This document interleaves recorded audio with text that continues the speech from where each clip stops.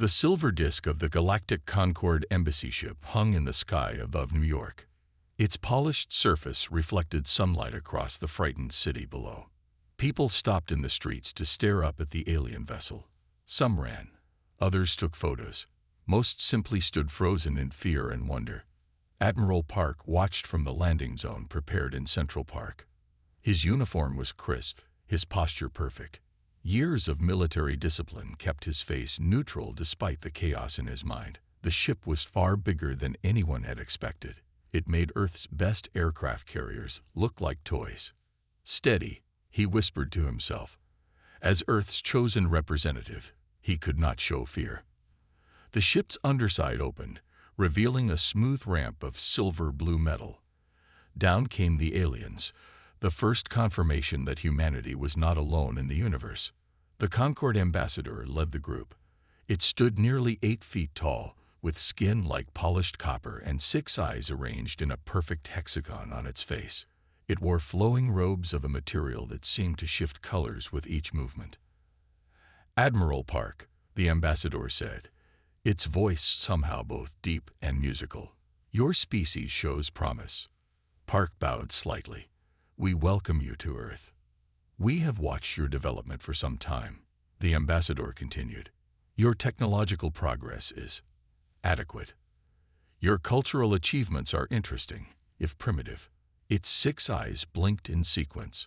"We offer you protection and guidance in exchange for modest resource extraction rights." Park had been warned this might happen.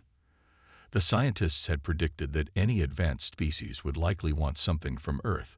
Still, the offer sounded reasonable. Protection, guidance, technology. In exchange for some mining rights, "I will convey your offer to Earth's governments," Park said carefully. The negotiations lasted 3 weeks. The Concorde showed videos of their vast empire spanning thousands of worlds. They demonstrated weapons that could vaporize mountains. They offered medicines that could cure cancer. Earth's leaders signed the agreement. Many celebrated what they called the beginning of a new golden age. 6 months later, Admiral Park stood on a hill overlooking what had once been a lush valley in the Korean peninsula. Now it was a massive pit. Concorde mining ships hovered above, using beam technology to extract minerals from the Earth. "They're stripping us bare," whispered Captain Lee, standing beside him. Her eyes were hollow from sleepless nights. "This isn't what they promised, and our governments just bow and scrape." Park had known Captain Lee for years. She had served under him before the aliens came. She was one of the few he still trusted completely. "What happened to the people who lived here?" Park asked, though he feared he knew the answer. "Relocated," Lee said bitterly, "to temporary housing that looks an awful lot like prison camps." In the distance, a group of humans worked under the watch of floating Concorde drones. They looked thin, tired. What had been described as modest extraction was rapidly becoming wholesale pillage. "It's the same everywhere," Lee continued. "Africa, South America, Australia. The Concorde takes what it wants. Anyone who protests disappears." Park's hands tightened into fists. "Not all of us have given up," he said quietly. "Come with me. There's something you need to see." They traveled for hours, first by car, then by boat, then in a submarine that looked like it had been hastily modified with new technology. Deep beneath the Pacific Ocean, the submarine docked with what appeared to be an underwater research station. "What is this place?" Lee asked as they walked through pressurized corridors. "Officially, it doesn't exist," Park replied. "None of the Concorde monitoring satellites can see this deep. We're safe here, for now." They entered a large chamber filled with people working at computers and lab equipment. At the center stood Dr. Kang, a small man with thick glasses and wild hair. The Concorde artifacts spread across his workbench glowed with soft blue light. "Admiral," Kang said without looking up from his microscope, "I've made progress." "This is Captain Lee," Park said. "She can be trusted." Kang finally looked up, studying Lee for a moment before nodding. "Good. We need more military minds." "What exactly are you doing here?" Lee asked, looking around at the bustling laboratory. Learning, Kang said simply. He picked up what looked like a piece of Concorde technology. Their technology isn't as advanced as they claim. They've grown complacent. We've already found 3 fundamental flaws in their propulsion theory. Lee looked skeptical. How is that possible? They cross galaxies. Yes, they're advanced, Kang admitted. But they've stopped innovating. Their technology hasn't fundamentally changed in thousands of years. They've forgotten how to think creatively. He showed Lee diagrams and equations on his tablet. Though she wasn't a scientist, Lee could see the patterns and modifications Kang had made to the alien designs. We're not just copying their technology, Kang explained. We're improving it. Will it be enough? Lee asked, looking from Kang to Park. On a nearby monitor, they could see Concorde shuttles hauling away containers of Earth minerals. In another screen, humans worked in what looked like a labor camp. Park's expression hardened. It has to be. He led Lee deeper into the facility, to a massive underwater hangar. Inside, to her shock, was the frame of what looked like a spaceship. Hundreds of workers moved around it, welding and assembling. We call it Phoenix, Park said. The first of many. We're building it with modified Concorde technology, but better. How long have you been doing this? Lee asked in amazement. Since the day after they arrived, Park said. I never trusted their promises. Lee looked at the ship, then back at the monitor showing Earth being slowly stripped of its resources. What's the plan? We learn. We build. We prepare, Park said. And when we're ready, we fight back. The Concorde has ruled the galaxy too long. They've forgotten what it means to face an enemy with nothing to lose. And if we fail? Lee asked quietly. Park's eyes never left the ship. Then humanity goes down fighting, not on our knees. In the dark waters surrounding the secret base, hidden from Concorde sensors, humanity's last hope was taking shape. The greatest gamble in human history had begun. 5 years had passed since Captain Lee first saw the secret underwater base. Now she stood in the cavernous underground hangar, her neck craned back to take in the massive ship before her. The Dreadnought's sleek hull gleamed under the harsh lights. Its shape was unlike anything Lee had ever seen. Not like Earth's clunky ships, and definitely not like the bulky Concorde vessels that now dominated Earth's skies. Beautiful, isn't she? Dr. Kang asked, coming to stand beside Lee. His wild hair had gone gray over the years of secret work, but his eyes still burned with the same intensity. Is she ready? Lee asked. Her voice echoed in the vast space. As ready as she'll ever be, Kang said, running his hand along the ship's smooth outer hull. We've incorporated materials the Concorde considers worthless. Can you believe they discard these elements as mining waste? Lee touched the metal. It felt warm, almost alive. Why would they throw away something so valuable? Because their society has used the same alloys for 10,000 years, Kang explained proudly. They've forgotten how to innovate. They follow the same designs their ancestors created millennia ago. Lee walked along the length of the ship. She had watched it grow over the years, piece by piece. What had started as a desperate gamble had become humanity's best hope. The drive system uses principles they never considered. Kang continued, his voice rising with excitement. They use brute force for propulsion. We use finesse. They'll never see us coming. And the weapons? Lee asked. Functional. Tested as much as possible without revealing ourselves, Kang replied. The targeting systems are better than anything the Concorde has. They rely on overwhelming power.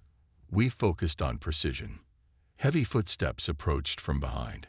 Admiral Park had aged considerably in 5 years. His hair was now completely white, his face lined with worry. But his back remained straight, his eyes clear and determined. What do we call her? Lee asked, feeling a surge of hope for the first time in years. All around them, technicians and engineers were making final preparations, a buzz of activity that had taken on new urgency in recent days. Phoenix, Admiral Park replied, his voice echoing in the chamber. And you, Captain Lee, will command her. Lee turned to face him, shocked. Me? But you. I'm too old, Park said simply. And I'm needed here. There are other ships being built. This is just the beginning. Lee stood straighter. I won't let you down, sir. I know you won't, Park said, almost smiling. Your crew is ready. They'd been training for years, just like you. Lee looked around at the people working throughout the hangar. Some she knew from her Navy days.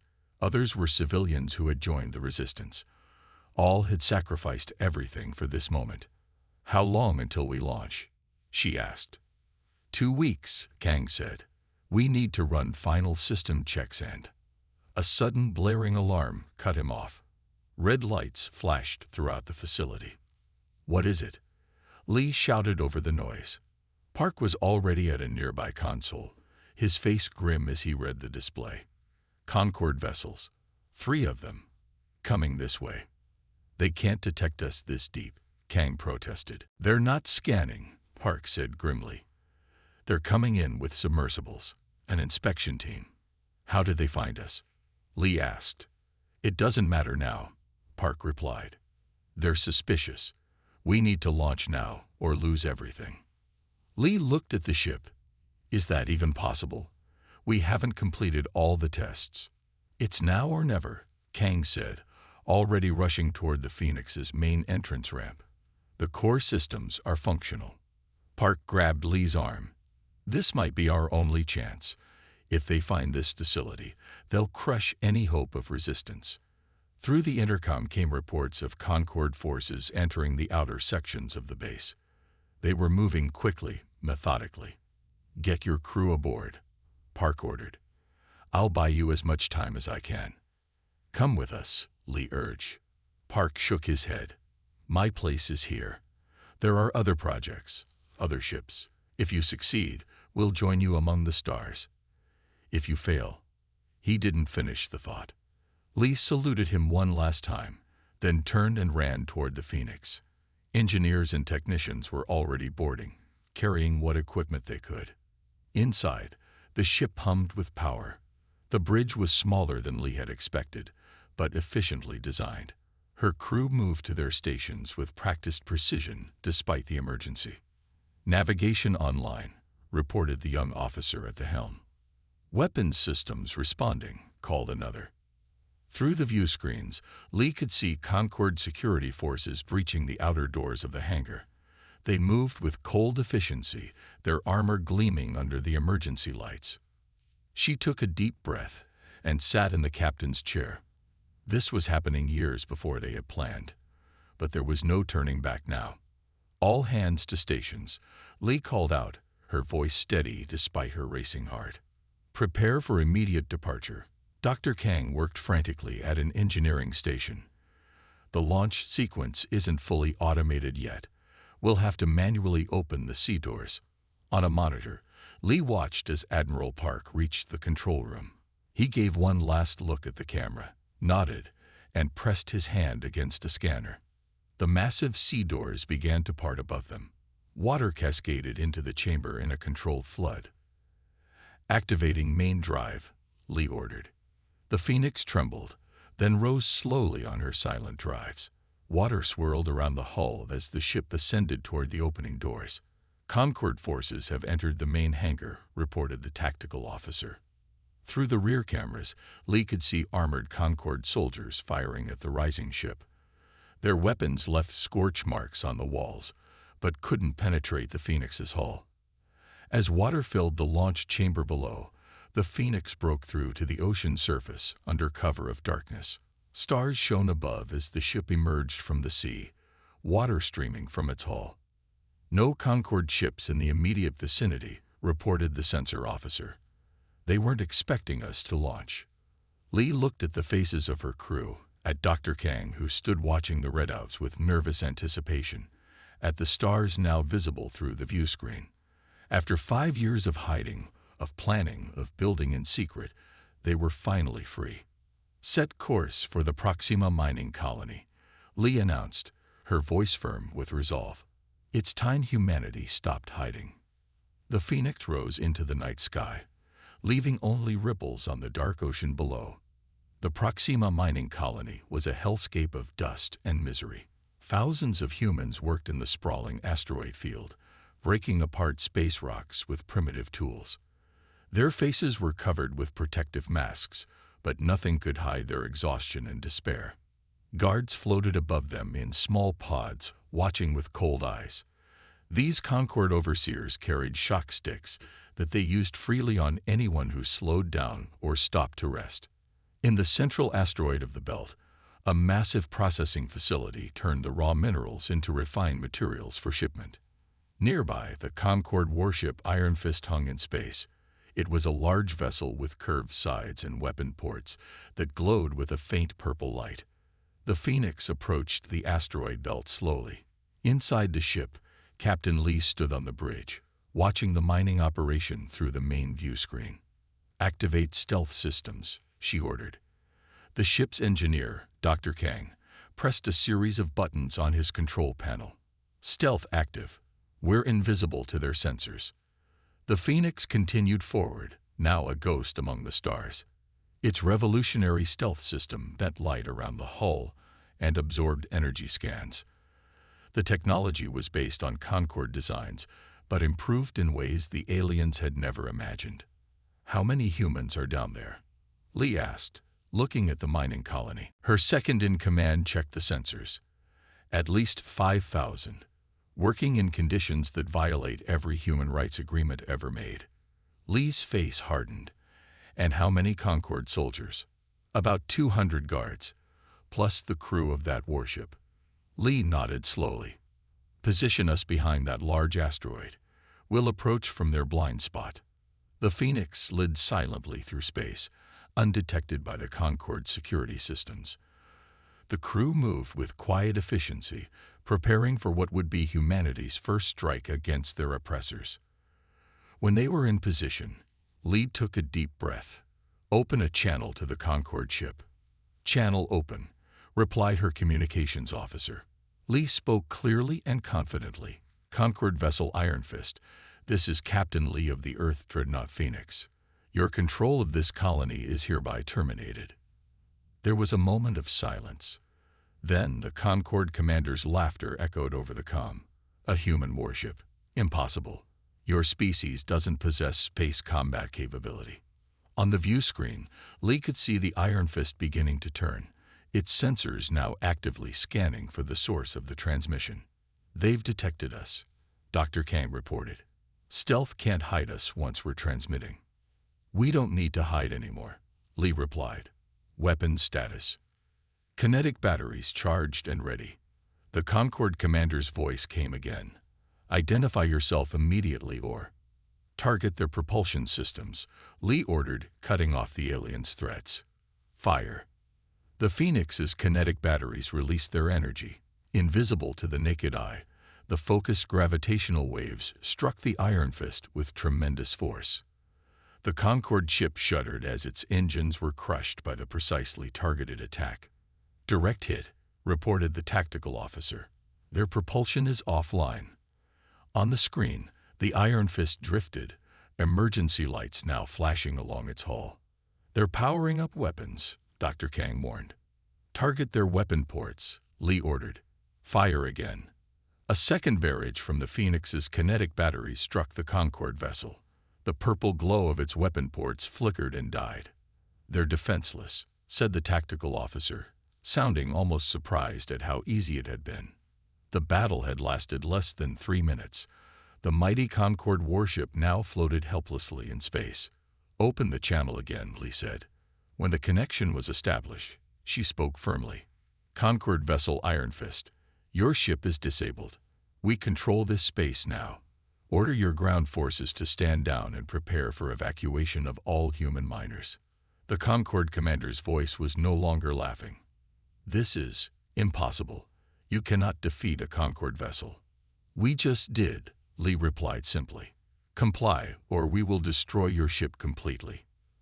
There was a long pause before the commander responded. "We comply." Lee dispatched teams to the surface of the asteroid. The Phoenix carried smaller shuttles, and these now flew toward the mining colony. The ground forces, elite soldiers who had trained in secret for years, quickly overwhelmed the shocked Concorde guards. Lee herself went to the surface to oversee the evacuation. The human miners stared at their rescuers in disbelief. Many were thin and sick from years of harsh labor. "You're going home," Lee told them as they were guided onto the shuttles. One man, his face scarred from mining accidents, gripped Lee's arm tightly. "They told us Earth had surrendered completely, that we were abandoned." Lee looked into his eyes. "Earth never surrenders," she replied firmly. "And this is just the beginning." The evacuation took hours. The Phoenix wasn't designed to carry thousands of people, but they made room. Some of the freed miners would have to stay in cargo holds until they could be transferred to a safer location. As they prepared to depart, Lee ordered the mining equipment destroyed. The explosions lit up the asteroid field like small suns.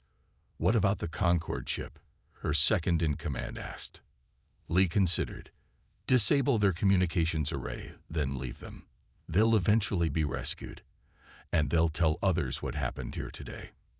Thousands of light-years away, in Concorde Central Command, Admiral June stared at the incoming emergency transmission. The report was fragmented due to damage to the Iron Fist systems, but the message was clear enough. A human warship had defeated a Concorde vessel and freed the mining colony.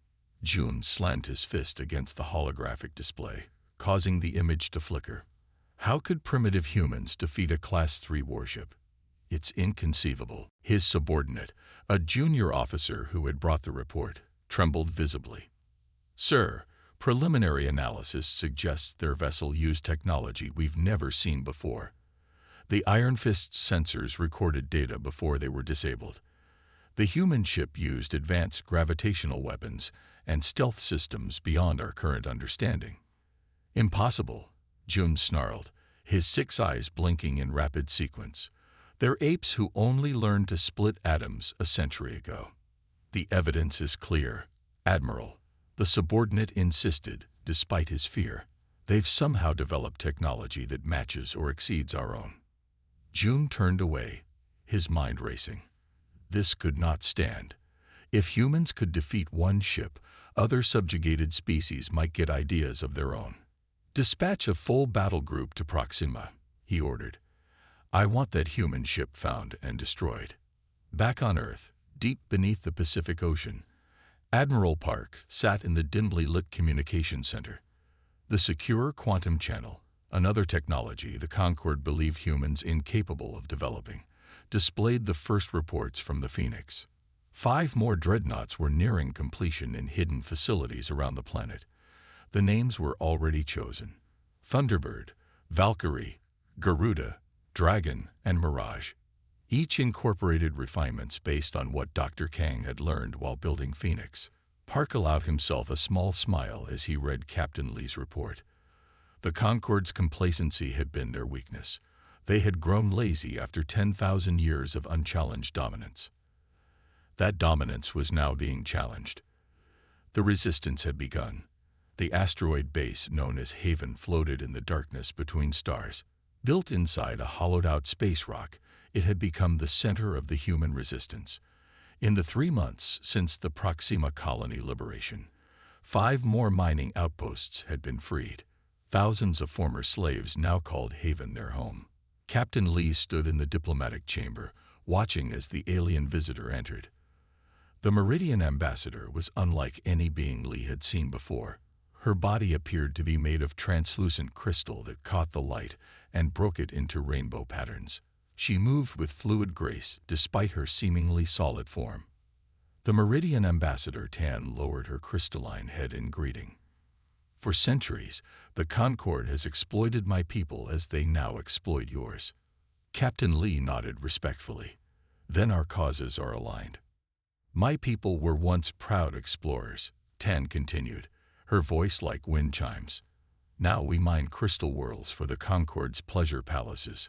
"We can change that," Lee said. "Together." Tan's body shifted colors, turning a deep blue that Lee guessed indicated concern. The Concorde has dispatched their 7th fleet, she warned. 20 capital ships commanded by Admiral Jun himself. Lee had heard of Jun. The six-eyed admiral was known for his cruelty and his perfect battle record. No one had ever defeated a fleet under his command. Good, came Dr. Kang's voice as he entered the chamber. The scientist looked tired but excited. Our new FTL communication system is ready. For the first time, the Concorde will face an enemy that can coordinate faster than they can respond. He set a small device on the table. It looked simple, just a metal cube with a glowing center, but Lee knew it represented a breakthrough. The Concorde ships needed to send messages through normal space, creating delays of minutes or hours. Kang's invention would let human ships talk to each other instantly across vast distances. How soon can we install it in the fleet? Lee asked. Already done, Kang said proudly. All 14 dreadnoughts are equipped. The human fleet had grown quickly. The Phoenix had been joined by 13 sister ships, each built in secret facilities around Earth or constructed in hidden asteroid bases. Each ship incorporated increasingly innovative designs that left Concorde engineers baffled. Ambassador Tan's crystalline form shimmered with surprise. 14 ships against the 7th fleet. You cannot win. Numbers aren't everything, Lee replied. Our ships are faster, more agile, and now better coordinated. And our captains are fighting for their lives, their families, their future, added a new voice. Admiral Park entered the chamber, walking slowly but steadily. Age and stress had taken their toll, but his eyes remained sharp and clear. They've forgotten what it means to fight for survival, Admiral Park explained to Tan. For 10,000 years, they've faced no real challenge. They've lost the ability to adapt. The Admiral is right, Lee said. The Concorde relies on their technological superiority and their numbers. But they fight without passion, without creativity. We have reports from our spies, Kang added. The Concorde engineers still can't figure out how we modified their technology. They keep looking for stolen designs, but can't understand that we've improved on their work. Tan considered this. Perhaps. But Jun is different. He is cunning, dangerous. Where is the 7th fleet now? Park asked. Heading to Alpha Centauri, Tan replied. They believe your main base is hidden there. Lee and Park exchanged looks. This was an opportunity. 3 days later, the bridge of the Phoenix hummed with activity as they prepared for battle. Through the view screens, Lee could see the other 13 dreadnoughts moving into formation around them. The ships were similar in their sleek, dark design, but each had unique modifications based on their specific mission roles. All ships report ready, said the communications officer. Lee activated the new FTL system. Instantly, the faces of 13 other captains appeared on separate screens around the bridge. This is our moment, Lee told them. The Concorde believes we will attack through the jump gate. Instead, we'll come at them from where they least expect, through the solar corona itself. One of the captains frowned. The heat will fry our systems. Not with the new heat shields Dr. Kang developed, Lee replied. The Concorde avoids the corona because their ships can't handle it. Ours can. The plan was set. The human fleet moved into position near Alpha Centauri's sun, hidden by its blinding light. Meanwhile, at Alpha Centauri, the 7th fleet moved into position around the primary jump gate, a massive ring-shaped structure that allowed faster-than-light travel. 20 Concorde capital ships formed a perfect defensive formation. Each ship was at least twice the size of a human dreadnought, bristling with weapon ports and surrounded by smaller fighter craft. On the bridge of his flagship, the Eternal Dominion, Admiral Jun stood confident.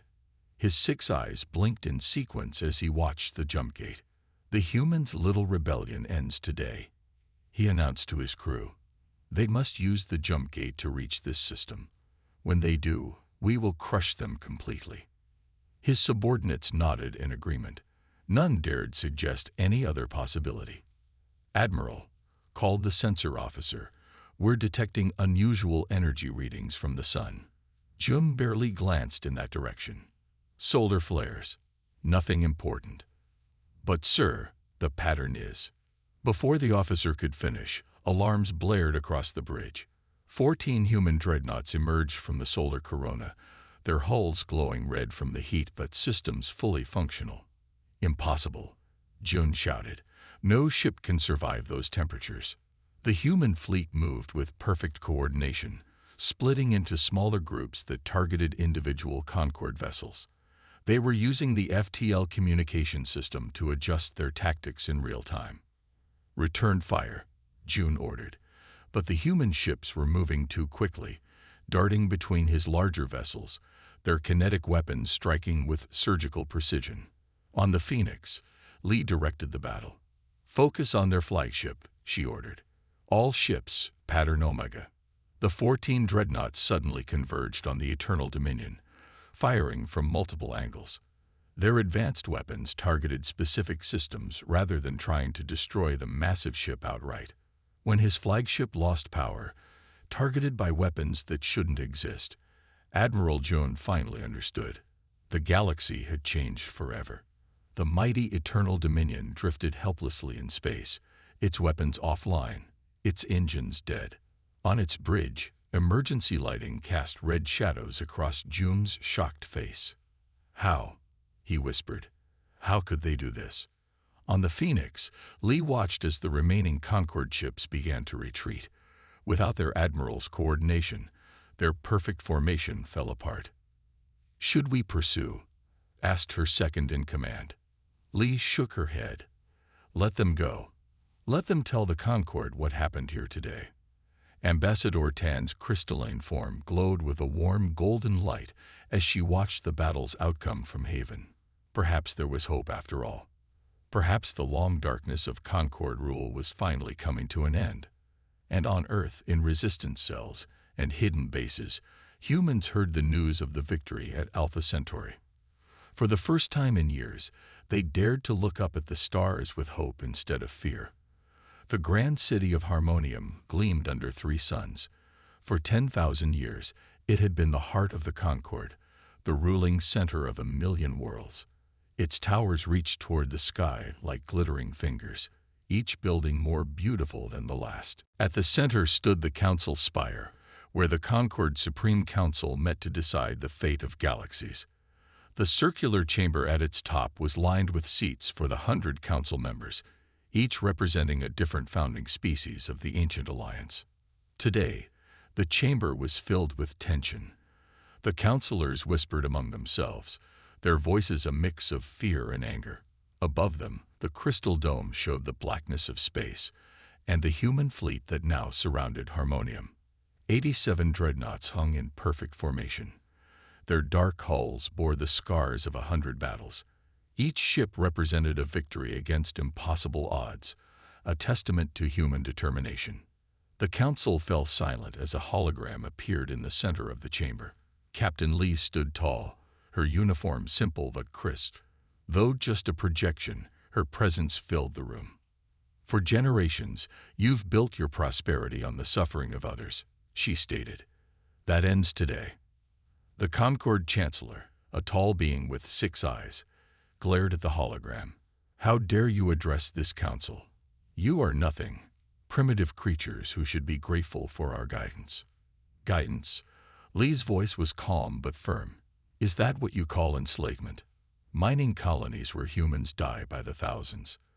Planets stripped of resources until they're uninhabitable." Before the Chancellor could respond, another hologram appeared beside Lee. Admiral Park, now old but unbowed, gazed sternly at the council. "The Coalition of Free Worlds offers you peace," Admiral Park's voice continued. "Recognition of all sovereign species, reparations for centuries of exploitation, and a new galactic compact based on cooperation, not subjugation." The council members murmured amongst themselves. One counselor, a crystalline being like Ambassador Tan, spoke up. "The Meridians support this proposal. We have suffered under Concorde rule for too long." Others joined in, representatives of species who had been treated as little more than slaves by the Concorde elite. Years of human resistance had given them courage to speak out.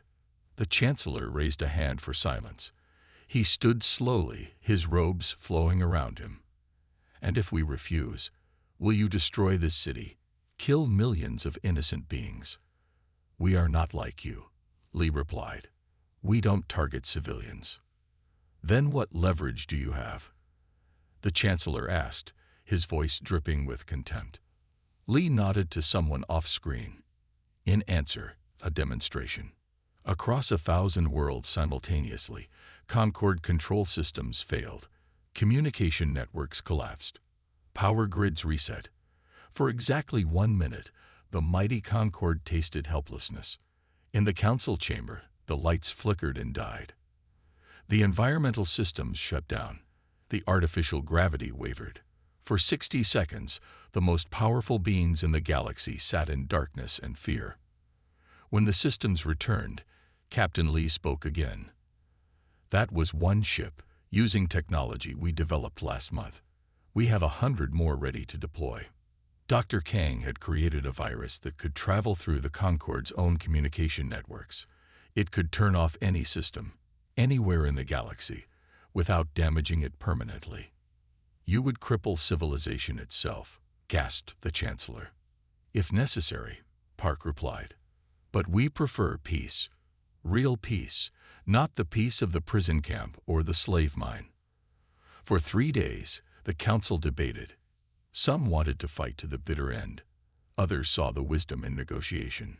Reports came in from all corners of the Concorde. More species were rising up, inspired by the humans' example. In the end, practicality won over pride. The treaty was signed. The Galactic Concorde, undefeated for 10 millennia, acknowledged the coalition of free worlds as equals. The human fleet began its journey home. The war was over, not won through destruction, but through the threat of it, and the promise of a better way forward. 2 weeks later, the Phoenix approached Earth. The blue planet grew larger in the viewport as they came closer. After years of fighting across the stars, they were finally coming home. On the observation deck of the Phoenix, now aged and scarred from years of battle, Captain Lee stood with Admiral Park and Dr. Kang. The 3 of them had started this journey together in an underwater base. Now they stood as the architects of a new galactic order. "Did you ever think we'd succeed?" Kang asked quietly. Park smiled, the wrinkles around his eyes deepening. "Humanity has never met a challenge it couldn't overcome. Even when I was most afraid, I believed in that." "The Concorde thought technology alone made them superior," Kang said. "They forgot that innovation comes from struggle, from need, from the desire to be free." Lee's gaze remained fixed on the blue planet ahead. Earth had suffered under Concorde rule. Many cities had been destroyed in the early days of the Resistance. Millions had died in labor camps across the galaxy. But humanity had survived. And now, they would rebuild. "This isn't an ending," Lee said softly. "It's barely even a beginning." Already, ships from a dozen formerly subjugated species were traveling to Earth for a summit. The coalition of free worlds was growing. New alliances were forming, based not on force, but on mutual respect and cooperation. "What will you do now?" Park asked Lee. She thought for a moment. "Keep exploring. There's so much we don't know about the universe, so many worlds we've never seen. But this time, we'll go as friends, not conquerors." As the Phoenix entered Earth's atmosphere, it was joined by other ships, the Dreadnoughts that had fought alongside it, and vessels from new allies across the galaxy. Among the stars, a new era had dawned, one where Earth's Dreadnoughts had changed the game forever. Not just with their advanced technology or innovative tactics, but with the simple, powerful idea that had driven humanity from the beginning. That freedom was worth fighting for, and that the future belonged to those brave enough to shape it. The Phoenix landed amid cheers from crowds who had gathered to welcome the heroes home. Captain Lee stepped onto Earth soil for the first time in years, breathing deeply of the air of a free world. The game had changed, and it had only just begun. The end